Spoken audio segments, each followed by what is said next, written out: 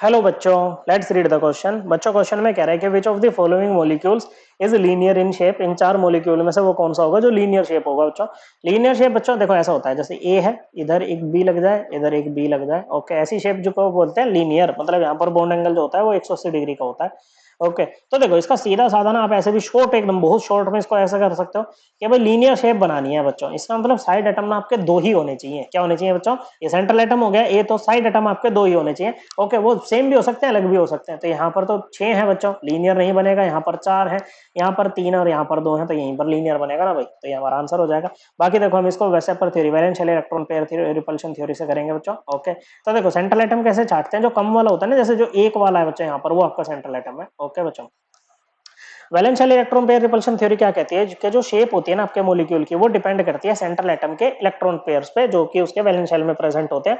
चाहे वो bond pair है, चाहे वो आपके अनशेयर्ड इलेक्ट्रॉन्स हैं, जिनको हम लोन पेयर ऑफ इलेक्ट्रॉन्स बोलते हैं बच्चों। ओके, दूसरी बात, चाहे वो अनशेयर्ड इलेक्ट्रॉन है, लोन पेयर्स हैं, चाहे बॉन्ड पेयर्स हैं, इनके बीच में रिपल्शन होती है। रिपल्शन का ऑर्डर होता है कि लोन पेयर में सबसे ज्यादा होती है, उसके बाद लोन पेयर बॉन्ड पेयर में, और सबसे कम होती है बॉन्ड पेयर में।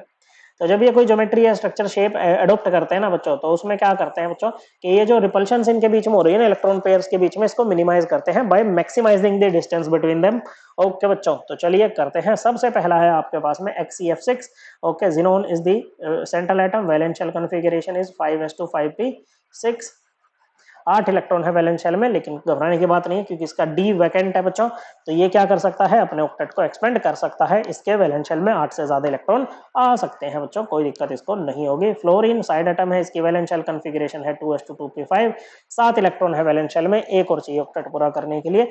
तो ये क्या करेगा बच्चों, कुछ इस तरह से 6 फ्लोरीन चिपका दो बच्चों। यहाँ पर क्या कर दो बच्चों, 6 फ्लोरीन चिपका दो यहाँ पर। ओके, एक लोन पेयर बचेगा, तो 6 बॉन्ड पेयर हो, एक लोन पेयर हो, तो ऐसे में जो आपकी शेप बनती है ना, वो बनती है डिस्टोर्टेड ऑक्टाहेड्रल। ओके, तो जैसे जिनोन है ना बच्चों, ओके, ये इस तरह से लग जाएंगे 6 फ्लोरीन आपके।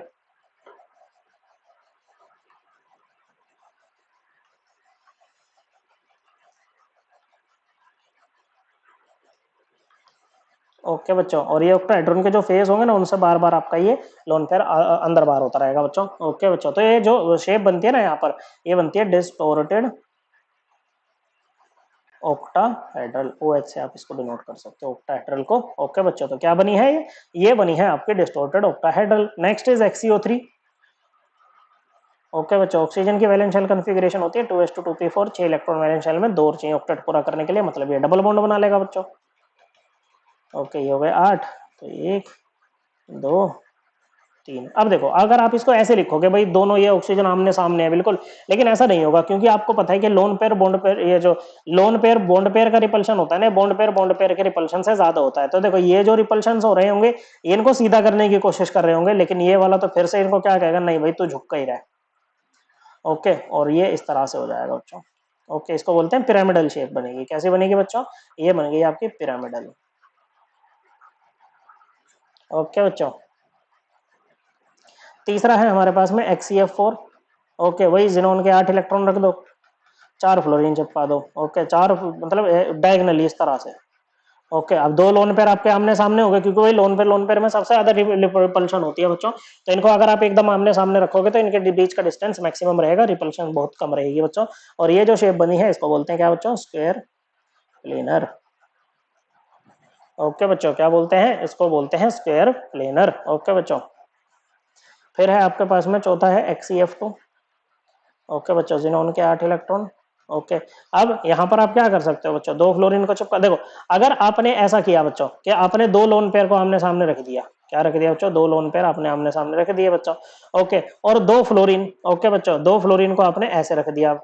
ओके, तो 2 लोन, अभी एक लोन पेयर और बच रहा है, उसको अगर आप ऐसे रखोगे, तो इनके बीच में रिपल्शन काफी ज्यादा होगी बच्चों। ओके बच्चों, क्या होगी बच्चों, इनके बीच में रिपल्शन काफी ज्यादा होगी बच्चों, एकदम 90 डिग्री के एंगल पे आ गए एक दूसरे के। तो ऐसा नहीं करना है बच्चों, इसके केस में लोन पेयर को आमने सामने की रखने की कोशिश नहीं करनी है।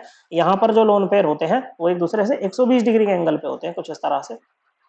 ओके, ये ऐसे, ऐसे, और यहाँ पर आपका फ्लोरीन। ओके, और ये कैसा बन गया बच्चों, देखो इसकी जो शेप बनती है ना, वो लीनियर बनती है।